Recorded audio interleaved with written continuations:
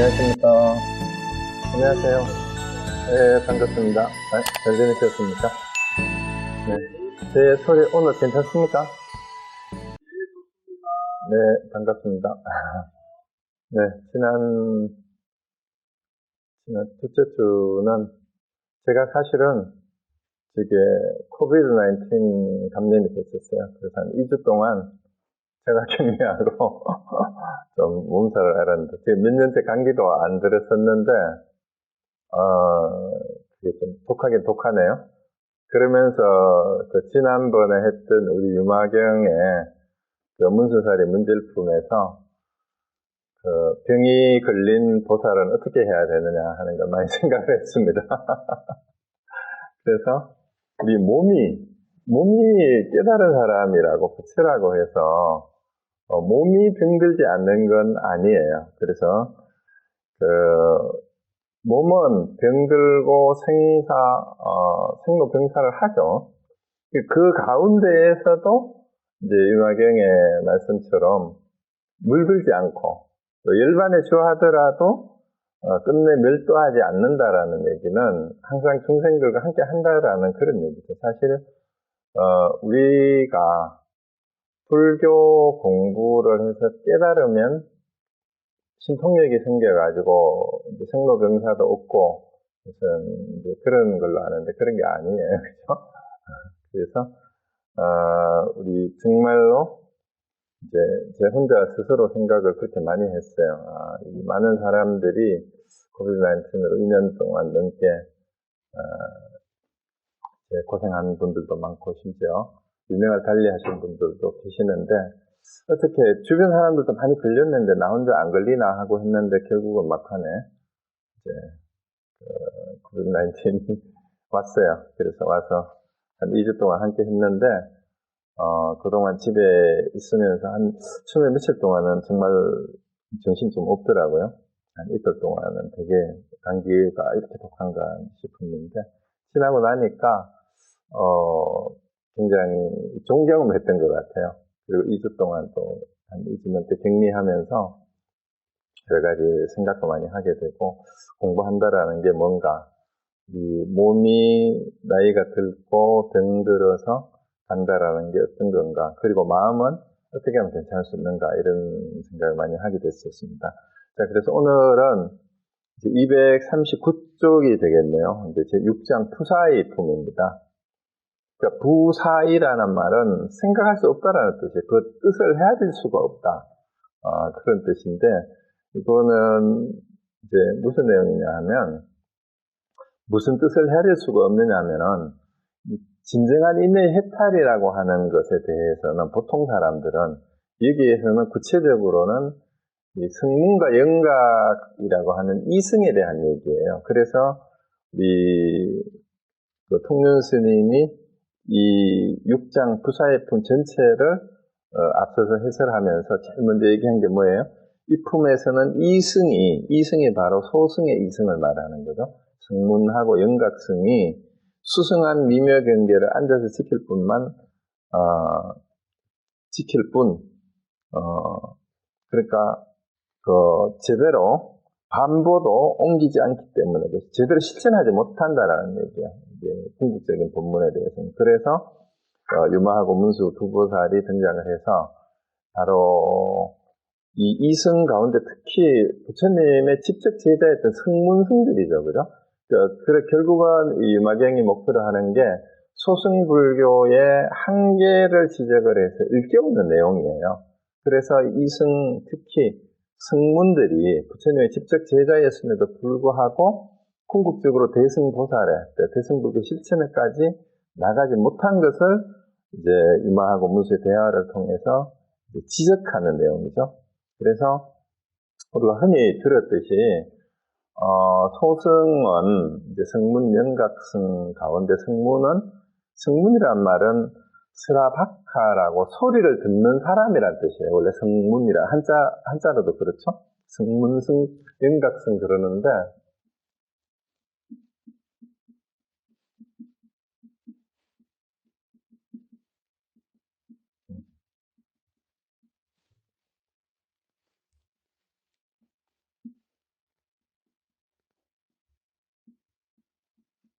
소리를 듣는 사람이라는 뜻은 부처님의 육성을 그때 당시에 직접 들었다라는 뜻이에요. 직접 들은 제자들인데 또 왜 이 승문승의 한계를 지적하냐 하면 부처님의 교서를 좋아서 즐겨 배우고 따르지만 아직은 자기 해탈에 머물러 있다라는 거예요. 궁극적 목적이. 출가 수행자이면. 그 출가 수행자라는 생각에 매여 있어서 아직은 출가자와 제가자의 그 분별을 넘어가지 못하는 소위 말하는 요즘식으로 말하면은 모범생 범생이들이에요.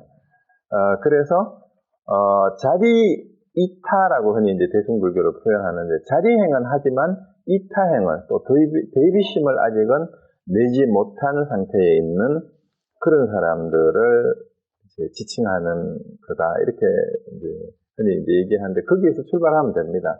그래서 이 승문승들이 어떻게 해야 대승불교의 참뜻인 이제 자리이타 하와 중생하는 그 실천에까지 이르게 할 수 있는가 하는 게 이 와경의 목표인 것 같아요. 거기에 이제 그래서 이제 현실적으로는 그런데 여기서 부사이품이라고 하는 거는 내용이 뭐냐 하면요, 그러한 승의 입장에서는 제대로 이해하지 못하는 궁극적인 해탈 본문의 경지가 어떤 건가를 이제 얘기를 하고 있는 겁니다. 자, 그러면은 이제 지난번에 이제 문수사리 문질품에서는 문수사리가 이제 대표해서 음악의사의 문병을 와서 왜 아픈가? 어떻게 하면은 그 아픔에서 벗어날 수 있고, 또 그 다음에 중생들이 아프기 때문에 아프다고 하는 아픈 보살은 어떻게 해야? 네네네.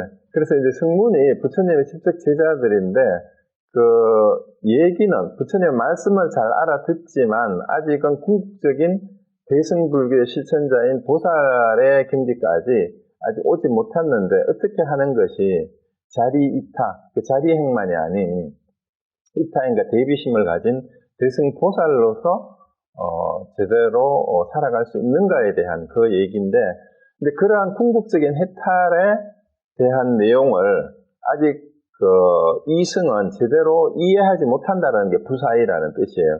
그 내용이고요.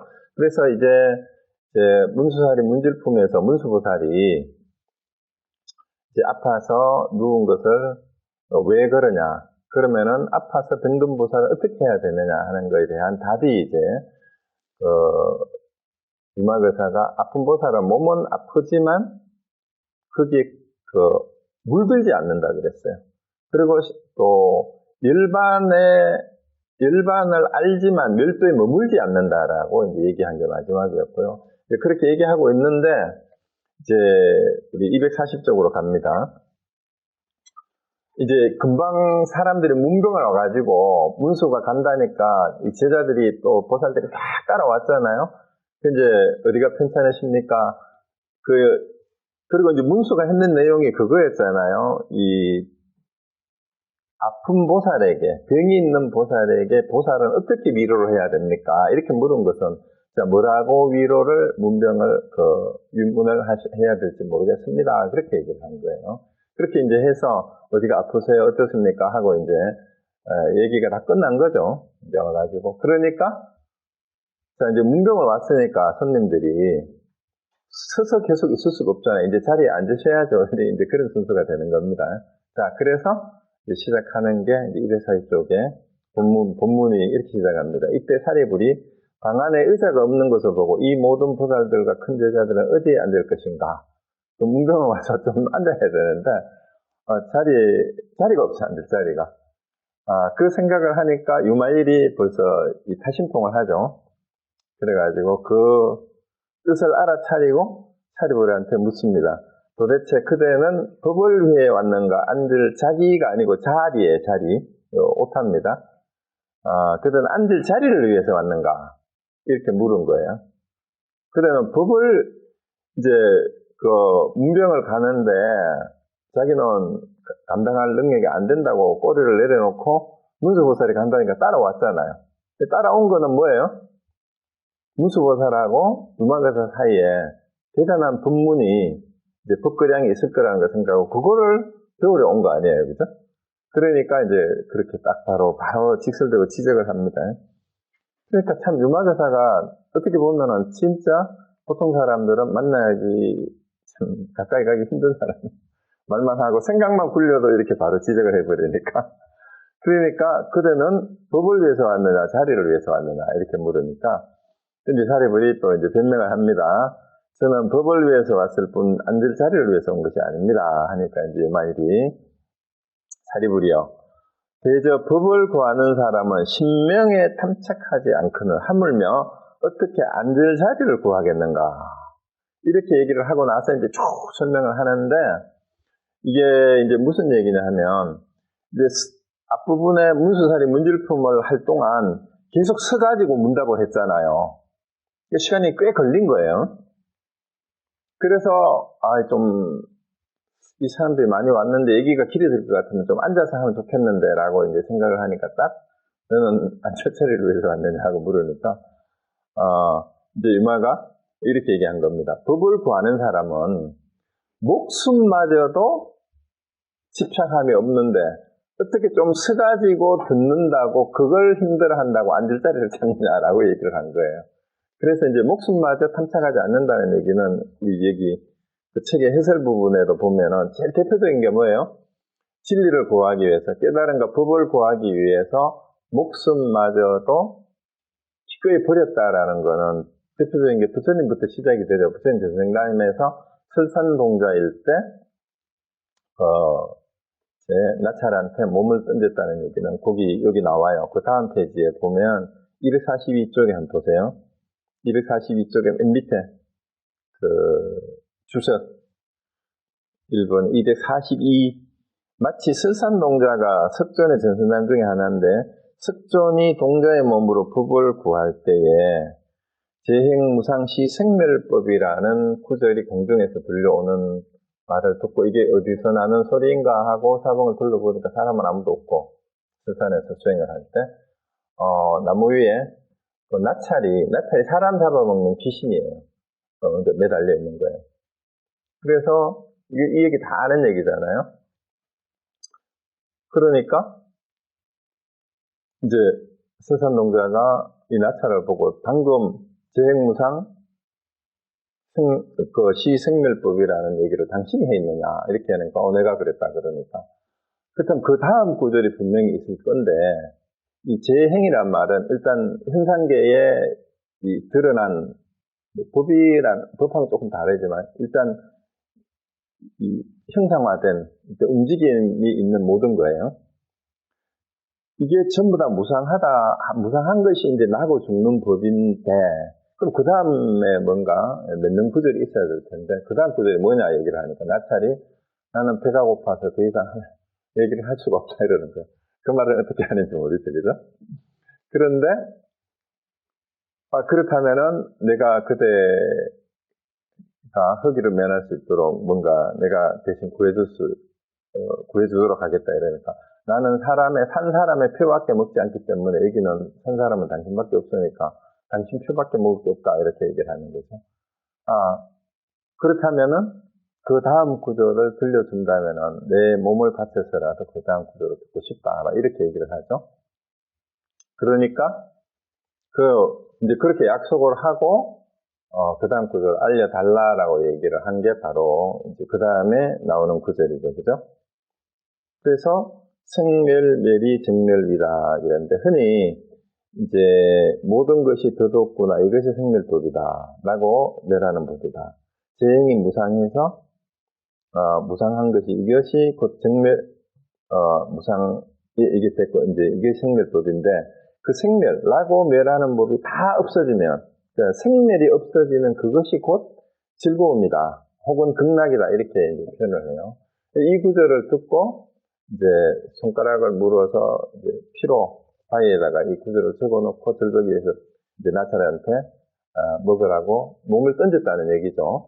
근데 몸을 던지니까 사실은 나찰은 이 설산동자가 얼마나 진심으로 진리를 구하고자 하는 걸 시험하기 위한 제석천왕의 그 변심한 모습이었다 그러죠. 그래서 이제 제석천왕이 절벽에서 설산동자의 몸을 받았다라는 이 얘기가 전해져요. 그래서 여기서 중요한 게 그 개송의 내용이고, 이 유마경에서는 이렇게 몸을 던진 사람도 있다. 이제 석가모니 부처님부터 또 하나 떠오르는 거는 이제 해가대사가 이제 달마대사를 만났을 때 뭐 그런 얘기들인데, 요거를 잠깐 보고 제가 보충 자료를 준비를 해왔는데, 그 일반경에 나오는 요 개송이 바로 설산동자의 그 전생담에 나오는 내용인데요. 그 재형무상 시생멸법, 생멸멸이 정멸위락인데, 재형이 무상하여 이것이 생멸법이다. 그러니까 생멸이 멸한 그 자리가 바로 정멸이라고 하는데, 그 정멸이 곧 극락인데, 자, 그렇다면 생사가, 생멸이 없는 그것이 극락이라면, 정멸이 어디에 있을까? 정멸이 어디에 있을까? 그러니까 생멸이 끝난 곳이 과연 어딘가 하는 걸 여러분 생각을 염두에 두고, 그 다음에 이제 흔히 하는 그 해가하고 달마의 얘기는 지난번에 얘기를 좀 한 것 같아요. 이제 초조 달마대사가 인도에서 중국으로 와서 소림사에 머물고 있는데, 신광이라고 이름을 가진 승려가 있었는데, 아주 출가하기 전부터 지혜가 뛰어나고 아주 능민했다 그러죠. 그래서 내외 경전에 두루 밝았다고 그런 얘기는, 그때 당시에 모통 제자 백과사하고 불교의 경전을 다 공부를 했는데도 아직 깨닫지 못해서 마음이 밝아지지를 못했어요. 그래서 인도에서 온 이제 보승이 소림사에 면벽을 하고 있다는 소리를 듣고 찾아갔는데, 마침 그날이 아주 추운 겨울날, 눈보라가 몰아치는 날이었는데, 그 문 밖에서 아무리 기다리고 있어도 이제 달마가 참선에 들어서 나오질 않아요. 그리고 이제 밤새 그러고 있는데, 이제 새벽에 문을 열고 나와서 왜 그러고 있냐 하니까 간절하게 법을 구한다라고 이렇게 얘기를 했죠. 그러니까 얼마나 간절하게 너같이 이제 암만심이 많아가지고 그런 사람이 머리로만 법을 듣고자 한다면 그 법을 구할 수 있겠느냐. 네가 얼마나 간절하게 그 법을 구하는지 징표를 보여라 하니까 칼을 꺼내서 팔을 잘라서 이렇게 간절하게 내 몸을 버리고서라도 내가 법을 구할 수 있으면 좋겠다. 이 위법망구라 그러죠. 흔히 이제 법을 구하기 위해서 몸을 던진다라는 그 얘기예요.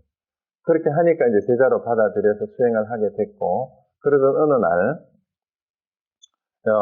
이제 공부를 하는데도 마음이 밝아지질 않아서 다시 이제 달마한테 얘기를 하죠.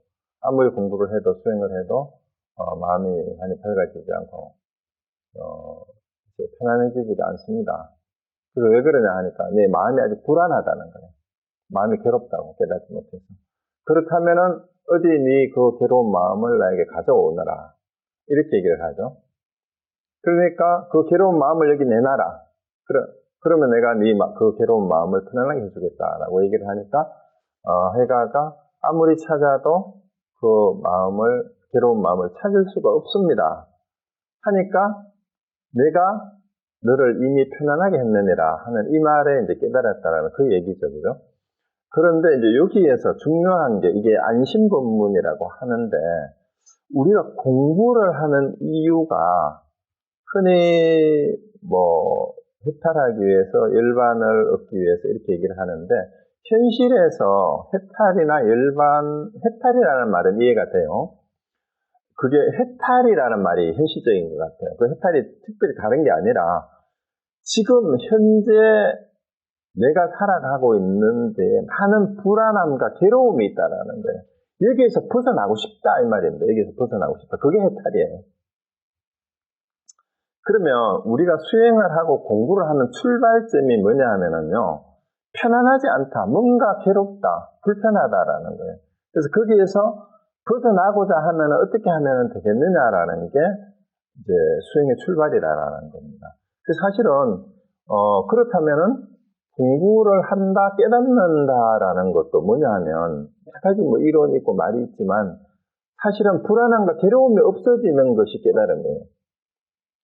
그러면 깨달음과 불안한 마음의 실체가 뭔지를 정확히 알게 돼서 그것이 사실은 무상한 거였구나, 실제로 있는 게 아니었구나라는 걸 알게 되면 그것이 곧 깨달음이고 정렬이라고 할 수가 있습니다. 그게 이제 안심법문의 내용이고, 우리 현실에서도 그걸 벗어나지 않아요. 그 무슨 이론이 아니고, 우리가 불교 공부를 하는 건 뭔가 그냥 이대로 살기에는 사는 게 이게 아닌 것 같은 뭐 찝찝함이라고 표현해도 좋고, 막연한 불안감이라고 해도 좋고, 뭔가 편하지 않음이라고 해도 좋고, 아니면 구체적인 삶의 고통일 수도 있어요. 굉장히 힘든. 그래서 그것이 없어지는 것을 누구나 바란다라는 거예요. 그래서 그게 공부의 출발이라는 거고, 또 그걸 없애면은 그게 사실은 공부의 끝이에요. 왜냐면 그 때문에 공부를 시작한 거니까.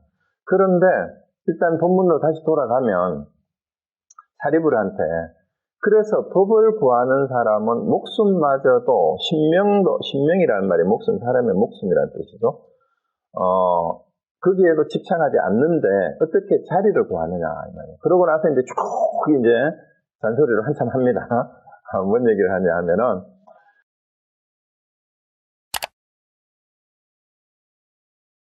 그래서 법을 구하는 사람은 색수상행식에서 구하지 않고, 이제 오온에도 구하지 않는다 이 말이에요. 이제 몸을 가지고 얘기를 하니까, 계에 들어가서 구하지 않으니까 이제 욕계, 색계, 무색계, 삼계는 현상계를 말해요. 우리가 살아가는 거기에서도 법을 구할 게 없다 이 말이에요. 욕계, 색계, 무색계는 사실은 다 윤회의 세계니까. 그러므로 사리부리여, 대저 법을 구하는 사람은 불에도 집착하지 않는 거예요. 부처에도 집착함이 있으면 안 된다 이 말이에요. 부처에도. 진짜 진리를 구하는 사람은.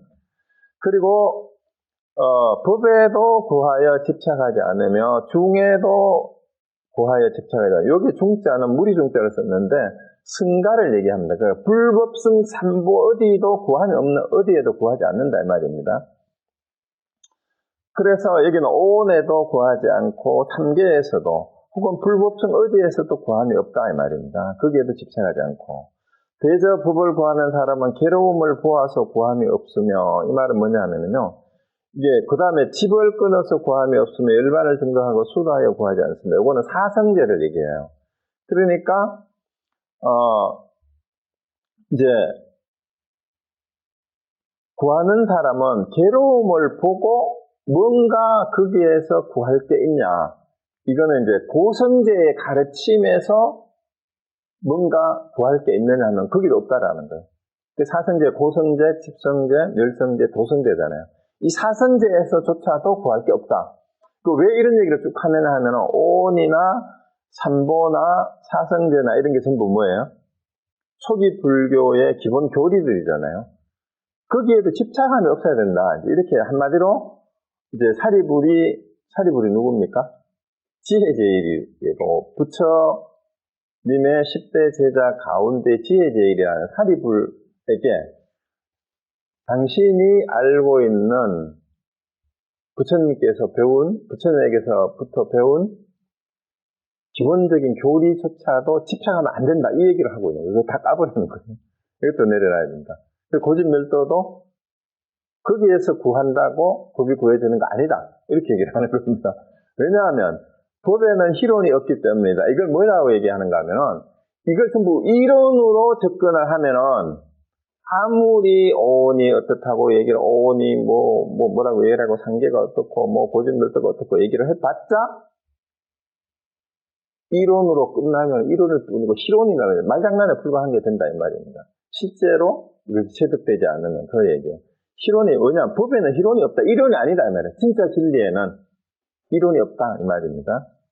그리고 만약 말하기를 나는 마땅히 코를 보아 집을 끊고 멸을 증하여 도를 닦는다라고 말한다. 이는 곧 희론이며 법을 구하는 것이 아니다. 이 사성제를 다시 한번 얘기를 하는 거예요. 사성제에서 내가 고통을 보고 집을 끊고, 그 다음에 그 집을 끄는 게 완전히 이제 번뇌망상의 괴로움이 없어진 게 멸이잖아요. 이것을 증득해가지고 도를 닦는다라고 말한다면은, 그렇게 말로 하는 것도 그것도 희론이다라는 거예요. 말장난이라는 거죠. 오직 사리부리여, 법은 정멸이라고 이름하거니와, 그 정멸이라고 하는데 만약 생멸을 행할진대 이는 생멸을 구하는 것이요 법을 구하는 것이 아닙니다, 이렇게 얘기를 하는 거예요.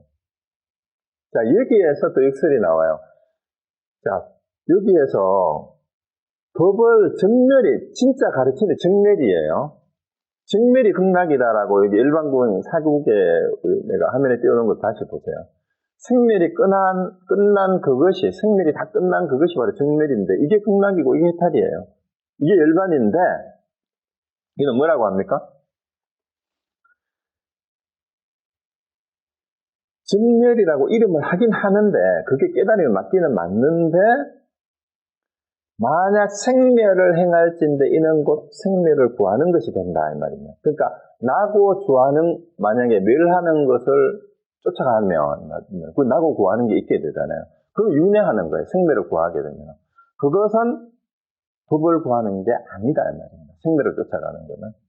그래서 윤회에 대해서 얘기를 하고 생멸을 얘기를 하는 것은 법을 구하는 게 아닌 게 되는 거예요. 그리고 법은 그 다음에 나옵니다. 오염되는 바가 없는 것이라 이름하거늘. 그게 일체에 오염되는 게 없는 게 법인데, 만약 법과 열반에 오염됨이 있다면, 이게 번역이 조금 이상한데, 법이라는 말이나 열반에조차도 물들게 되면 이 말입니다. 이게 뭐냐 하면, 우리가 진리다, 깨달음이다, 열반이다라고 하는 그 말에 집착을 해서 구하면 이 뜻이에요. 그러면 그 집착이 이미 오염이죠. 그렇다면 이는 곧 염착이요. 그러니까 잘못 오염돼서 집착하는 거다 이 말입니다. 뭐 법이라는 말에, 일반이라는 말에 우리가 그 말에 오염이 된다. 말에 오염이 돼서 그 말에 집착하는 게 된다는 거예요. 이거 내려놓은 게 아니라는 거죠. 진짜 일반이나 진짜 법이 아니다 이 말입니다. 그래서 그건 법을 구하는 게 아닙니다.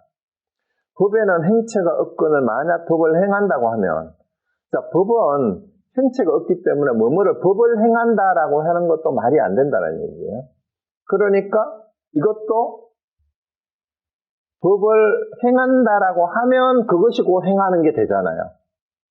그러니까 이게 행체가 있게 되면 곧 법이 아닌 게 된다 이 말입니다. 그래서 법은 그 다음에 또 뭐예요? 치하고 버림이 없거늘, 치사 선택이 없어요. 치사입니다. 치사가 없는데 치하고 버리는 법이 있다면, 자, 이거는 치해야 되고 저거는 버려야 된다라고 이거를 또 분별하는 게 있다면은 이는 곧 치사하는 거기 때문에 법을 구하는 것이 아닙니다. 이게 뭐예요? 이거는 사법이고 이거는 정법이다. 우리 흔히 말을 그렇게 하잖아요. 그럼 치사하는 게 된다 이 말이에요. 이미 거기에 말이 나오면, 그러니까 무슨 말이든지 말을 따라가게 되면 정법이다, 아니다. 생각을 일으키면 다 정인 거예요. 그게 법이 아니에요. 이미 치사하는 게 있게 되는 거니까. 그 다음에는 법에는 처소가 없는 그 없거늘. 그러니까 법은 특별히 어디에 있는 곳이 없다 이 말입니다. 이 장소를 부정하는 거예요. 처소가 없는데 법이 어디에 있느냐. 만약 처소에 집착한다면 이런 곳 착처. 장소에 집착하는 게 된다. 장소에 집착하는 거. 그래서 법을 구하는 게 아닙니다. 이렇게 얘기해요. 그건 법을 구하는 게 아니다.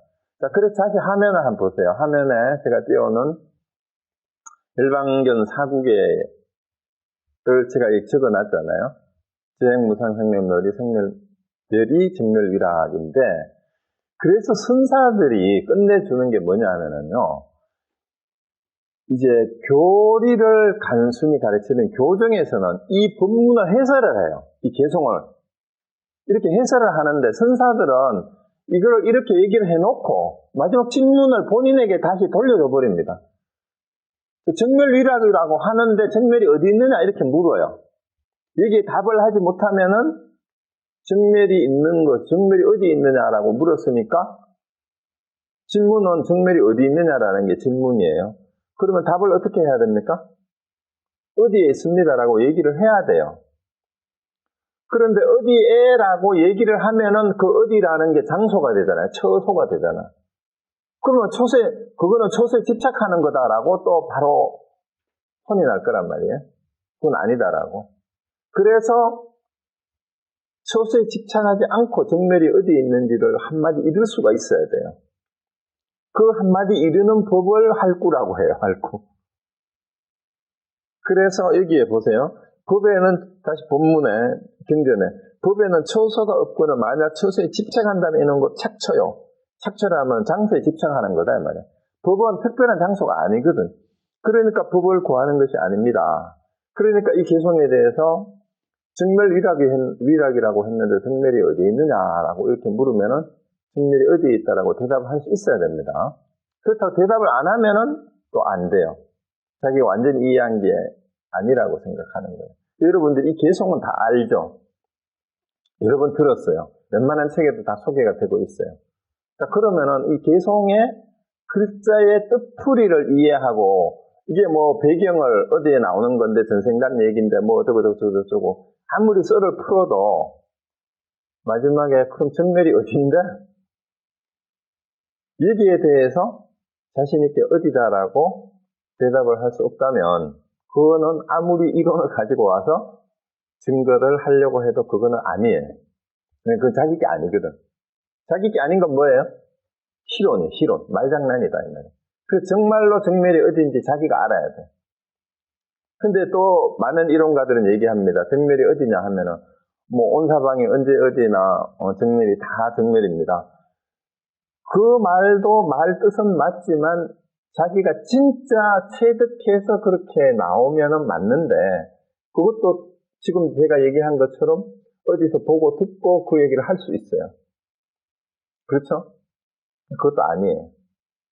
그래서 정멸이 어디 있느냐 여기 답을 할 수 있어야 돼요. 네. 경전에 나오지 않고 보고 들은 얘기가 아닌 자기 얘기를 할 수 있어야 됩니다. 정멸이 어디예요, 여러분? 대답 한번 해보세요. 정멸이 어디예요? 여기 대답을 할 수 있어야 됩니다. 자, 그러고 이제 본문에 한 문장이 빠졌어요. 문장이 뭐가 빠졌냐면은 요게 빠졌어요. 그게 곧 착초요. 법을 구하는 것이 아닙니다 하고 요거를 적어 놓으세요. 법은 상이 없다 하거늘, 즉 무상이거늘 이 말이에요. 어떤 번역은 법은 무상이거늘 이렇게 번역을 해놓은 데도 있어요. 상이 없다 하거늘, 법명 무상 요거죠. 만약 상을 따라 알면 이게 약수상식이에요. 이 식은 인식하면 알면 이 말이죠. 이는 상을 구하는 것이요, 즉 시즉 부상이죠. 법을 구하는 것이 아닙니다. 요구들이 빠졌어요, 본문에. 그래서 법은 상이 없다. 이것도 얘기를 많이 했습니다. 그 법에는 진짜 진리에는 깨달으면 이때 법은 진리예요. 일정한 상이 없어요. 그래서 상을 따라서 구하면 그걸 법을 구하는 게 아니다. 이 말이 이제 빠져 있고요. 그 다음에 본문이 이어집니다. 법은 책 보십시오. 각이 주할 것이 있지만 이제 그 무주상이라고 얘기하잖아요. 무주. 금강경에도 그 무주라는 말이 나오잖아요. 어디에 머물러야 하는 머무는 곳이 따로 없다 이 말이에요. 주할 것이 아니지만 법에 주한다면 이는 곧 주법이요. 법에 주하는 게 되는 거니까 그건 법을 구하는 게 아닙니다. 법은 가히 견문각지할 수 없거늘 만약 견문각지를 행한다고 하면 이는 곧 근문각지요. 법을 구하는 것이 아닙니다. 자, 견문각지도 아니라 보고 듣고 깨닫고 아는 것. 보고 듣고 깨달아서 아는 것도 아니다 이 말이에요. 진리는. 그럼 어떻게 하라는 말이에요? 흔히 깨달아야 된다 그러는데 직접 보고 듣고 깨달아라. 스스로 알아라 이렇게 얘기하는데 그것도 아니래요. 견문각지도 아니래. 그러면 보고 듣고 깨닫고 아는 것도 아니라면 그러니까 나는 보았다, 들었다, 깨달았다, 알았다라고 얘기한다면은 거기에 견문각지에 집착하게 되는 거다. 그래서 그거는 법을 구하는 게 아닙니다. 또 이렇게 얘기를 해요. 자, 법은 무의라고 이름하거늘 만약 유의를 행하면 유의를 구하는 것이요. 법을 구하는 것이 아닙니다. 그러니까 함이 없는 거라는 거예요. 함이 없는 건데 뭐뭐를 구하는 행위 자체가 무의가 아니고 유의가 되어버리잖아요. 뭐뭐를 하는 거니까. 그러면 그걸 법을 구하는 게 아닌 게 되는 거예요. 진짜 법을 구하는 게 아닌 게 돼요. 그럼 어쩌란 말이에요? 공부하지 말라는 얘기잖아. 그래서 공부를 한다고 하면 공부하는 게 아닌 게 돼요. 그러니까 그러므로 사리부리여 법을 구하는 사람은 일체법에 마땅히 구하는 바가 없어야 하는 것입니다. 마땅히 구하는 법이 없어야 하는 것입니다. 이와 같은 말을 설했을 때 500천자는 제법 가운데 청정한 법안을 자, 이 말을 듣고 법안을 얻었대요. 500명이 이 가운데서. 그런데 여러분 이런 비슷한 구절은 나오는 데가 많아요. 그죠? 이 금강경이 이제 대표적인데, 금강경에 이제 무상이라는 말 하면은 떠오르는 게 이거죠. 범설성, 계시음의 약견재성, 기쁨이래. 그러니까, 모든 상이 다 허망한데, 이 상이 다 허망하다고 볼 줄 알면 이 말이에요. 그러면은 열애를 본다 했는데 어떻게 해야 열애를 바로 보는가? 이것도 이제 선사들은 이걸 해설에 끝나지 않고 여기에서 본인이 점검하게 했어요. 여기에서 열애를 바로 보는 한 글자가 있는데 그게 무슨 글자냐? 어째서 그러냐? 이것도 하두예요. 이렇게 했고 그 다음에 또 하나 이제 따라 나오는 게 이거죠. 여기는 법신비상분에 만약 색으로서 나를 보거나 형상으로고 해도 돼요. 음성으로서 나를 보아하면 이 사람은 삿된 도로 행하는 자로 열애를 볼 수 없다라고 얘기를 합니다. 근데 위에서는 뭐예요? 상을 상 아니라 보면 열애를 본다 했는데 밑에서는 그러니까 이걸 거꾸로 얘기한 거죠. 그러니까 상으로 구하지 않고 상을 상 아니라 보면 열애를 보는데 형상이나 음성이나 혹은 감각으로서 뭔가를 열애를 구하려고 한다면 법을 구하려고 한다면 그거는 열애를 못 본다라는 그 얘기입니다. 자, 그런데 그래서 우리가 마지막에 이 전체를 얘기하는 게 뭐냐 하면은 결국은 구하는 게 있으면은 법이 아니에요. 구하는 게 있으면은 뭐가 아니라는 얘기거든요. 그러면 구하는 게 없다라는 말을 한자로 쓰면은 무소구행이라 하는 거예요. 무소구행. 무소구라면 구하는 바가 없는 행. 구하는 바가 없는 수행이에요. 자, 여기에서 지금 했는 게, 이 챕터에서 요 부분에서 했는 게 뭐예요? 무엇이든지 구하는 게 있으면은 그거는 진짜 법을 구하는 게 아니고 수행이 아니다라는 얘기예요. 그래서 오원도 구하면 안 되고, 상계도 구하면 안 되고, 심지어 고집낼때도 구하면 안 되고, 그 다음에 뭔가, 견문각제나 행처나 추처나, 모든 것도 이를 구한다라는 말만 하면은 구하는 것이 곧 집착이 되기 때문에 안 된다. 그래서 구하지 않는 행을 해야 되는데, 이 구하지 않는 행이라는 게 그건 또 뭐냐면, 아무것도 구하지 않는 행을 한다 그러면 그것도 또 구하는 게 되잖아요. 그거는 말장난 같지만 그건 이해를 하셔야 돼요. 자, 그런데 이 달마대사의 이입사행론이라는 아주 짤막한 문장이 있어요. 논문이 있는데, 이제 문건이 있는데, 이게 뭐 달마대사 사건이 아니냐, 학계에서는 달마대사의 제작이 아니다, 맞다, 뭐 이런 얘기를 하는데 그건 중요한 게 아니에요. 그 무소구행이라는 걸 어쨌든 뭐라고 얘기하느냐는 건데요. 이입이라는 말 두 가지 이제 깨달음에 들어가기 위해서는 이입은 두 가지 들어가는 문이 있다 이 말이에요. 그리고 거기에 네 가지 수행법이 있는데 그중에 세 번째가 무소구행이에요. 나머지 이제 이제 보원행하고 무소구행하고 마지막에 칭법행하고 이제 수연행이 있어요. 이제 인연에 따라 따라를 한다는 보원행, 수연행, 무소구행, 칭법행 있는데 여기 그 내용이 좀 많으니까 무소구만 얘기를 할게요. 무소구행에 대해서 달마대사의 입사행은 이렇게 설명을 해놨어요. 세상 사람들이 오랫동안 미혹하여 한 곳에 탐내고 집착하는 것을 구함이라고 이름한다. 그러니까 어디에 탐내고 집착하는 게 구한다라는 거죠. 근데 지혜로운 사람은 참성품을 깨달으니 이치로서 속세를 저버리고 마음이 편안하여 아무것도 함이 없다. 이게 안심무위예요. 안심무위. 마음이 편해서 더 이상 뭘 해야 될 게 없는 거. 이게 이제 완전히 진짜 본래 성품을 깨달은 사람의 마음 상태예요. 안심무위. 마음이 편해서 더 이상 뭘 해야 될 거 없어요. 그 다음에 형체를 따라 운전하되 삼라만상이 다 공이라 아무것도 바라지도 않고 즐기는 것이 없어요. 그러니까 안심무위이기 때문에 안심무위하는 이유이기도 해요. 더 이상 원하는 바도 없고 즐거울 것도 없어요. 이게 이제 무소원락이에요. 무소원락. 더 이상 즐거움을 바랄 것조차도 없어요. 왜냐하면은 안심무위보다도 더 즐거운 건 없거든요. 우리가 말하는 즐거움을 쫓아서 탐착을 하게 되면 그 즐거움은 일시적인 즐거움이고 곧 뒤따라서 허무한가 허전한가 거기에 따르는 여러 가지 대가를 지불해야 되는 괴로움이 따라요. 그러니까 아무것도 바라지도 않고 즐기는 것이 없는 거다라고 이렇게 얘기하죠. 그 다음에 공덕과 흑암이 항상 서로 따르고 떤다. 이거는 이제 경전의 초기에 암경에 나오는 얘기죠. 공덕과 흑암이 두 자매잖아, 그죠? 그래서, 이제, 공덕이라는 이름에, 이제 두 여자인데, 너무 예쁜 그런 예쁘고 보기에는 다 이제 이쁘고 아름답고 그런 사람이 흑암은 너무 못생기고 막 그래요. 그런데 어느 날 어느 집에 이제 공덕이 너무 예쁘잖아요, 그죠? 이 공덕이 대명사가 또 행복이에요. 그래서 이제 찾아와서 자기 그 집에 좀 들어가게 해달라고 얘기를 하니까 이제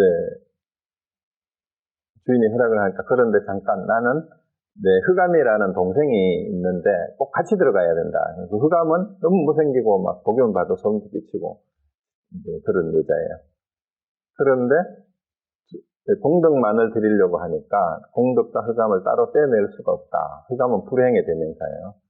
그래서 서로 따르가 쫓는다라는 얘기는 이 동절의 양면 같다라는 건데 세상의 이치는 그렇다라는 거예요. 즐거움과 고통이 행복과 불행이 사실은 동전의 양면과 같은 거다라는 얘기인데 자, 삼계에 오래 머무는 것은 마치 불타는 집과 같고 몸이 있으면 모두 괴로움이라 어느 누가 편안하겠는가. 그러니까 몸이 있으면 당연히 노병사가 있게 마련이에요. 이것을 요달하기 때문에 모든 육도의 존재를 버리고 생각을 쉬어 구하는 것이 없다. 육도는 우리가 말하는 육도 윤회할 때 그 육도를 말하는 거예요. 지옥과 이제 짐승과 인간계와 아기 축생, 이제 아수라하고 천상계를 말하는 거죠. 이게 윤회의 세계니까. 그래서 그 어느 것도 구하는 게 없단 말이에요. 특히 이제 천상계가 즐거움의 대명사죠. 그 밑에 나머지는 이제 지옥이나 이런 것을 다 괴로움이 되는 거예요. 그러니까 호락을 구하는 게 따로 없어요. 그래서 생각을 완전히 쉬었다 이 말이에요. 구하는 게 없다. 경에 이르되 구함이 있는 것은 모두 괴로움이고 구함이 없는 것이 즐거움이다. 여기서 말하는 불교에서 말하는 즐거움이다, 극락이다 하는 것은 바로 이걸 얘기하는 거예요. 자, 구함이 있는 게 모두 괴로움이라는 일단 머리로 한번 이해를 하면 내가 구할 게 있다라는 건 무슨 말이에요? 뭔가 내가 아직 부족하고 뭔가 원하는 바가 있다는 말이에요. 원하는 바가 있다라는 얘기는 아직 내가 불완전하고 뭔가 부족한 게 있고 그런 거니까 그게 제대로 충족되지 못한 상태니까 아주 불만족한 상태라는 거죠. 불만족이 다른 게 아니에요. 충족되지 못한 거예요. 충족되지 못했으니까 그 충족되지 못한 그 마음이 바로 괴로움이에요. 우리는 끊임없이 뭔가를 바라고 원하고 갖고 싶고 되고 싶고 하고 싶어 합니다. 근데 그게 뜻대로 안 되는 것이 바로 괴로움이에요. 자, 그럼 구함이 없다라는 건 뭐예요? 하고 싶은 것도 없고 되고 싶은 것도 없고 갖고 싶은 것도 없어요. 그 어떤 경우가 그런 경우가 될까요? 완전히 의욕을 상실했거나 모든 것이 다 충족됐거나 둘 중에 하나죠. 그래서 진짜 구하는 것이 없는 것은 그러니까 완전히 무기력해져 가지고 아무런 의지가 없는 거하고 공통점이 그거예요. 완전히 깨달아서 모든 것이 충족된 사람하고 근데 우리가 세상에 무기력해져 가지고 의욕이 상실된 사람은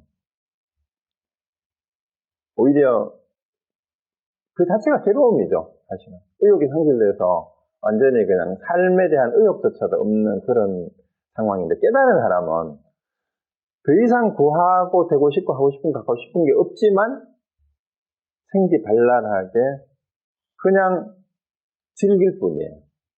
즐거움 그래서 그 구함이 없는 것이 바로 즐거움이다라는 것이 굉장히 말씀이라는 거예요. 왜? 구함이 없다라는 건 모든 것이 충족된, 완성된 경지니까. 퍼펙이에요, 퍼펙. 완전함이 뭐예요? 사랑도 완전함이죠. 고린도전서에도 사랑은 오래 참고 이런 얘기가 앞에 쭉 나오다가 뭐예요? 예언도 폐하고, 방언도 폐하고, 모든 것이 폐하고, 지금은 거울을 보는 것. 그때 옛날 동판 거울이었어요. 희미하지만 그때가 되면 얼굴을 맞대고 보는 것처럼 분명해질 것인데 그때가 바로 퍼펙트이죠. 완전함이죠. 지금 온전치 못한데 온전하게 되면 그것을 이름하여 사랑이라고 하는 거예요. 대자비라고 하는 것도 더 이상 구할 것이 없는 즐거움의 상태에서 완전한 자비심이 완전 사랑이죠. 그 완전함이에요, 완전함. 그 완전함은 뭘? 근데 이 완전함이라고 얘기하면 우리는 또 무슨 생각을 합니까? 육체적으로도 모든 신통력을 신통망통한 능력도 다 가지고, 모든 것을 다 갖추고, 이런 거를 또 자꾸 생각하잖아. 완전하다 그러면. 근데 그걸 완전하다고 얘기하지 않는다. 그것도 상대적이에요. 우리가 아무리 잘나고, 육체적으로. 세상에서 아무리 가진 게 많고, 아무리 능력이 출중하고, 그것도 다 상대적일 뿐이에요. 그 상대적인 것이 모든 게 끝난 것을 완전함이라 그래요. 상대가 아닌 것.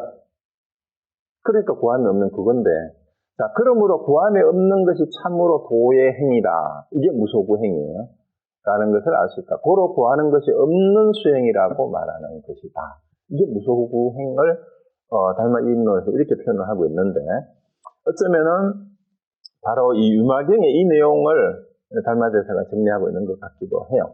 자, 다시 이제 유마경으로 가봅시다. 유마경에 결국 앞에서 쭉 얘기했던 게 뭐예요? 뭐를 구하든지 구함이 있으면은 그거는 진짜 법이 아니다. 법은 구함이 없는 거다. 그리고 마지막 결론이 뭐였어요? 차리불이요. 법을 구하는 사람은 일체 법에 마땅히 구하는 바가 없어야 하는 것이다. 그게 진짜 법을 구하는 거다. 자, 이렇게 얘기를 했습니다. 근데 이 말을 듣고 500천자는 제법 가운데서 청정한 법안을 얻었다라고 되어 있습니다. 자, 그러면 여러분들은 이제 이 구절을 읽고, 같이 읽고, 내가 지금까지 구하는 마음이 뭐고, 내려놓아야 될, 지금까지 구해왔던 것 중에 어떤 것이 집착이고 버려야 될 것인가, 를 한번 생각을 해보시기 바랍니다. 자, 그 다음 이제 다음 페이지로 한번 가보죠.